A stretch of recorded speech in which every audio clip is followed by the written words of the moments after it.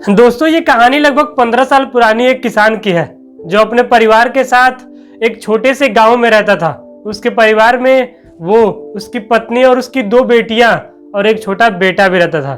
धीरे धीरे समय बीतता था, वो किसानी करके उसका घर बार उसके किसानी करने में और दिन भर अपने खेत में रहने से चलता था और जो उसके खेत में उगता था गेहूं चावल उसी को बेच के अपने घर का खर्चा चलाता था।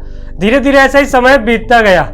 उसकी बेटी जवान होने लगी और उसे ऐसा फील होने लगा, उसे महसूस होने लगा कि उसकी बेटी शादी के लायक होने लगी है, तो उसके लिए कोई लड़का ढूंढना पड़ेगा। क्योंकि हर एक पिता की जिम्मेदारी होती है कि उसकी बेटी, उसका बेटा अगर बड़ा होता है, अगर जवान हो जाता है तो उसकी शादी करना बेहद जरूरी होता है। तो उस किसान को ऐसा लगा कि उसकी बेटी जवान होने लगी है तो उसका कहीं शादी कर दिया जाए। तो वो अपनी बेटी के लिए कोई लड़का ढूंढने के लिए कई सारा गांव ढूंढा। 2-3 महीने लग गए उसको ढूंढने में। फिर अंत में जाके उसे एक लड़का पसंद आया। उसे लगा कि उसकी बेटी के लिए बेहतर होगा, तो वो किसान अपनी बेटी के लिए उसके यहाँ बात करने लगा। उस लड़के के माता पिता और उसके घर वाले पूरे परिवार थे, वहीं पे एक किसान अकेला उनसे बात करने लगा और उस किसान को वो लड़का पसंद भी आ गया। हर एक पिता ऐसा चाहता है ना कि उसकी बेटी के लिए एक अच्छा दूल्हा मिले, एक अच्छा हमसफर मिले, एक अच्छा साथी मिले जो उसके सुख दुख में, उसके हर तकलीफों में साथ दे। तो हर पिता ऐसा ही अपने दामाद में ढूंढता है, लेकिन नसीब सबकी कहाँ होती है।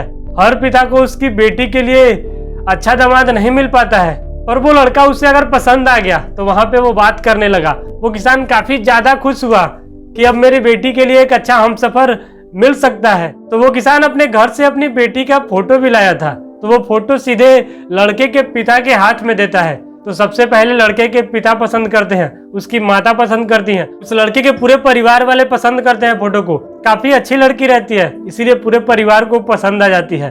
अंत में उस लड़के को मिलता है फोटो।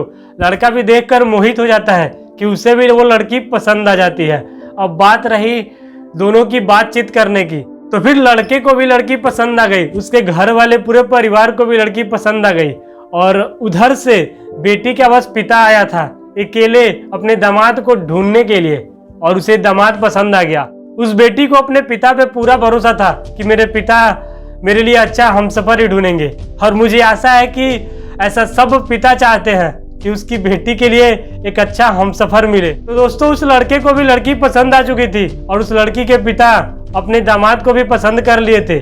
अब बात रही दहेज की। अब बात दहेज पर आती है। लड़कों की तरफ से 50,000 कैश था और सोने चांदी अलग से। एक किसान इतना सुनकर थम सा रह गया। वो सोचने लगा कि मेरी जितनी कमाई होती है, मेरे जितने खेत में अनाज होते हैं, उसको बेचने के बाद मेरे घर के बस खर्चे चल ही पाते हैं, तो अपनी बेटी की शादी करने के लिए ये 50,000 कहाँ से लाऊंगा। फिर वो जैसे तैसे करके अपने दिल को पूरा मजबूत करके 20,000 देने की बात करता है। लड़कों के तरफ से लड़के के पिता मना कर देते हैं, लड़के के पूरे परिवार वाले मना कर देते हैं कि ये शादी नहीं हो सकती। आप ये रीजन बताएंगे क्या? ये कहानी कोई मनगढ़ंत कहानी नहीं है, ये रियल स्टोरी है, ये रियल कहानी है एक किसान की जो अपनी बेटी की शादी करने के लिए 50,000 तक नहीं जुटा पा रहा था। आप क्या कहना चाहेंगे? लड़के को भी लड़की पसंद आ गई और लड़की के तरफ से भी हाँ था, पर केवल दहेज के लिए रिश्ता मना कर दिया गया।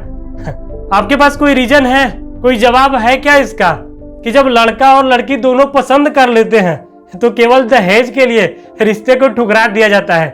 ऐसा ही हमारे जीवन में हो रहा है, ऐसा ही हमारे लाइफ में भी हो रहा है। जब लड़का और लड़की दोनों पसंद कर लेते हैं फिर भी केवल दहेज के लिए रिश्ते को मना कर दिया जाता है, रिश्ता टूट जाता है और लोग बात करते हैं कि रिश्ता खुदा ने बनाया है, रिश्ता भगवान ने बनाया है। तो दोस्तों अगर आपके पास जवाब है कि रिश्ता क्यों टूट जाता है, क्यों दहेज के लिए दो पसंद किए परिवार को, दो पसंद किए गए लड़के और लड़की के रिश्ते को केवल दहेज के लिए ठुकरा दिया जाता है, आपके पास कोई जवाब है तो कमेंट में जरूर बताइए और आगे का वीडियो पार्ट 2 में बताएंगे। दोस्तों आगे का वीडियो काफी इमोशनल होगा, तो पार्ट 2 आप कमेंट में कर दीजिए ताकि आपको पार्ट 2 देखने का मन है। तो दोस्तों कमेंट में आप पार्ट 2 जरूर लिख दीजिएगा। आगे का वीडियो पार्ट 2 में ही आने वाला है। पार्ट 2 आपकी दिल को छू लेगी। मुझे आशा है ये वीडियो किसी के जीवन से भी जुड़ सकता है, तो आप कमेंट में पार्ट 2 जरूर लिखिएगा। फिर आपसे अगले वीडियो में मिलेंगे पार्ट 2 के साथ। तब तक के लिए जय हिंद।